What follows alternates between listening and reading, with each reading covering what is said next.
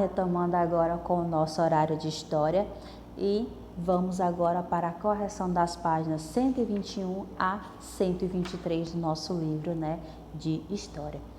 E aí na primeira questão diz assim: marque com M os bens móveis de um município e com I os bens imóveis e com IM os bens imateriais. E aí vamos por fila. Primeiro vamos para essa primeira fila de imagens que nós temos aí.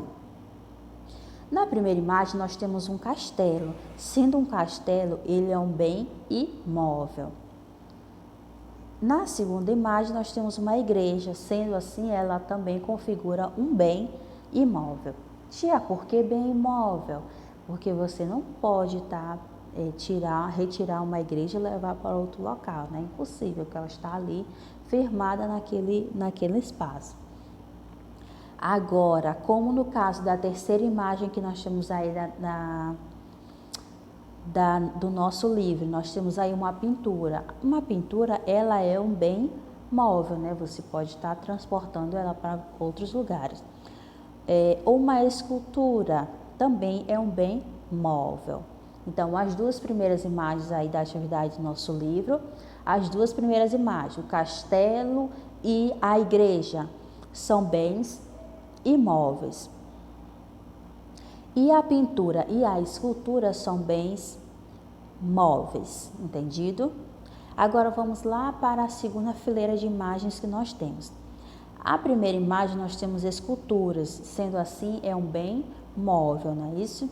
Na próxima nós temos alguns tocadores, né? Isso configura a música, sendo assim é um bem imaterial, o IM. A próxima imagem são cordéis, sendo assim são bens imateriais, IM. E na próxima nós temos aí um Bumba Meu Boi. Eu acredito que seja o de Manaus, né? De Amazonas. Eu acredito que seja, porque a característica é bem parecida com a de lá. Não é muito parecida com o boi que nós temos aqui no nosso Maranhão. Então, sendo folclore, né, cultura, isso configura bens imateriais. Na segunda questão, ele pergunta: na sua cidade tem algum bem móvel, imóvel ou imaterial? Se sim, qual e por que assim considerado? Então, respondam a essa questão. Na terceira, os museus são verdadeiras arcas de tesouros.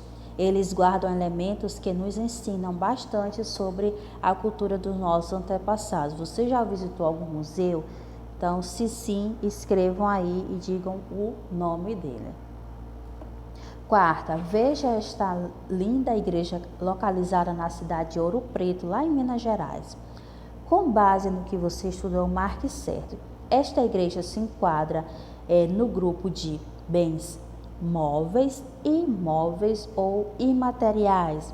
Então, tia, com certeza é um bem imóvel, tá? Um bem imóvel. Quinta, conheça um pouco do Instituto do Patrimônio Histórico e Artístico, o IPAM, o órgão mais importante na preservação do patrimônio cultural. O Instituto do Patrimônio Histórico e Artístico Nacional, o IPAM, é uma autarquia federal vinculada ao Ministério da Cultura, que responde pela preservação do patrimônio cultural do nosso país.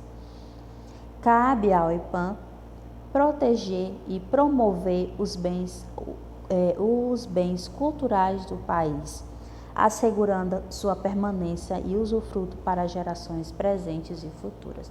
Então, o IPAM, aqui no nosso país, ele é responsável, né, por esta preservação desses bens, né, os bens móveis, imóveis e imateriais. Então, ele pede para você pesquisar e escrever quais bens aqui no estado do Maranhão já foram tombados pelo IPAM. E escolha 3 deles e escreva o nome deles aí abaixo. Na sexta, esta é a sede do IPAM na cidade de Pirenópolis, Goiás, instalada em um prédio tombado que também é um dos cartões postais mais conhecidos da cidade. Pesquise, recorte ou faça uma impressão e cole a imagem da sede do IPAM no seu estado. Então, no caso, não será possível, né, um corte, recorte, tudo, mas vocês podem estar olhando a imagem na internet e fazer a pintura, entendido?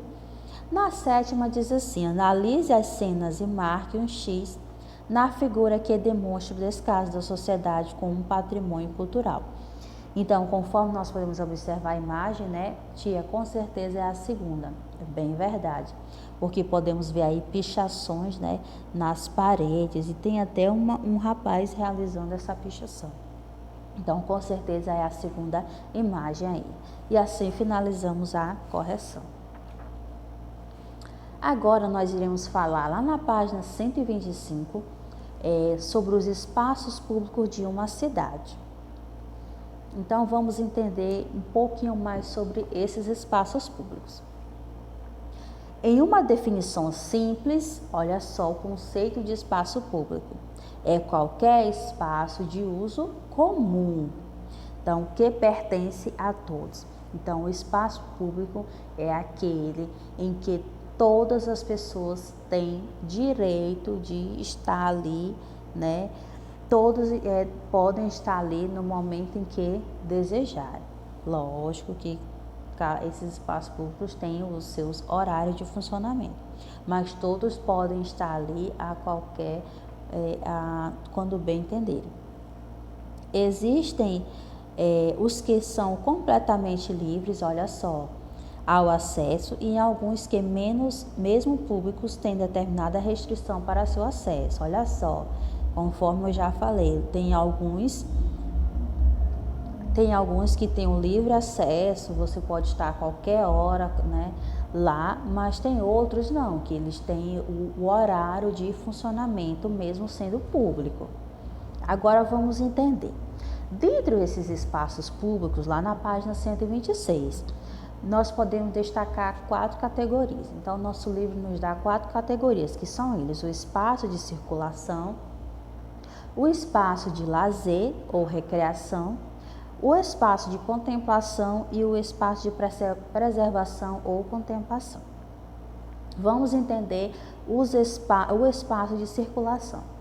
O espaço de circulação é como uma rua ou praça. Então, você vai aí numa rua ou numa praça, então entenda que lá é um espaço público, uma rua ou uma praça é um espaço público, e é o que nós chamamos de espaço de circulação. Aí a sua rua é um espaço de circulação, a Praça da Matriz, praça uma próxima à minha casa, ou a Praça Santo Antônio, ou a Praça da Laranjeira. Então, todas essas praças elas são públicas e você tem livre acesso. Então, nós chamamos de espaço de circulação.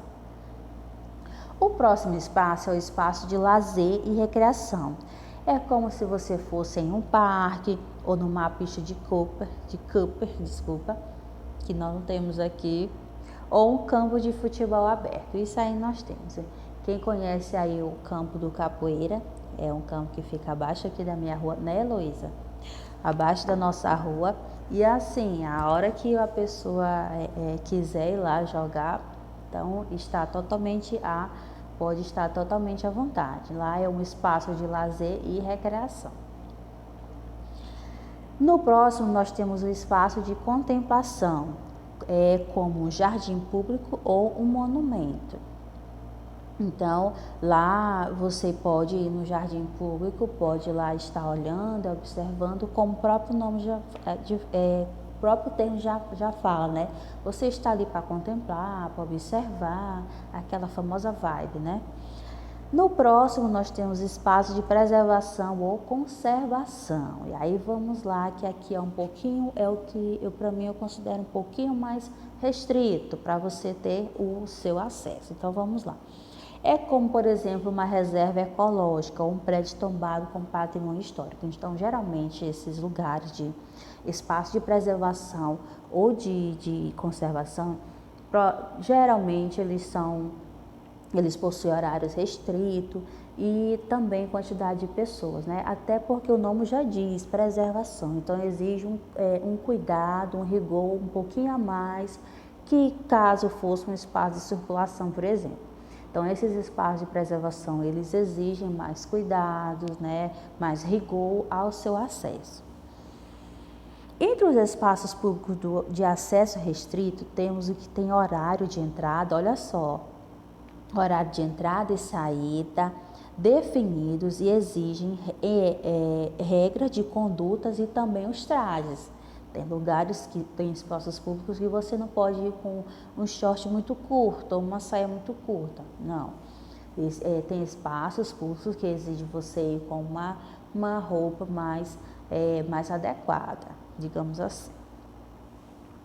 E aí, eles têm restrições, mas continuam sendo públicos, tá bom? Então, são espaços públicos restritos às igrejas, os museus, os hospitais, as bibliotecas, os edifícios públicos, como a prefeitura da sua cidade. Então, esses espaços, eles têm horários, eles têm quantidade de pessoas também, ou até mesmo os trajes são mais específicos, entendido?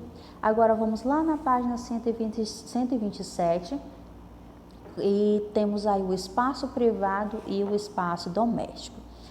Então, vamos entender os espaços privados. Esses espaços privados, eles são lugares que, diferentemente lá dos espaços públicos, não são de todos, beleza? As normas e permissões de acesso são definidas por quem é o dono do lugar. Olha só, por exemplo, nossa escola é privada, então não são todas as pessoas que terão acesso, por exemplo, à nossa escola, por ser um espaço privado. A exemplo, tá bom? Então, as normas e permissões de acesso são definidas por quem é o dono do lugar. Então, são exemplos de espaços privados, casas, como a sua casa, minha casa é um espaço privado. Eu que digo quem vai lá ou não, ou você quem diz, os seus pais é quem diz quem vai lá na sua casa ou não. Então, estabelecimentos comerciais, por exemplo, o supermercado, é o dono da rede quem vai estar lá no comando do seu supermercado. Ou, por exemplo, escritórios, né? O escritório de advocacia é dos sócios, por exemplo. Então, eles também é que vão comandar da melhor forma possível.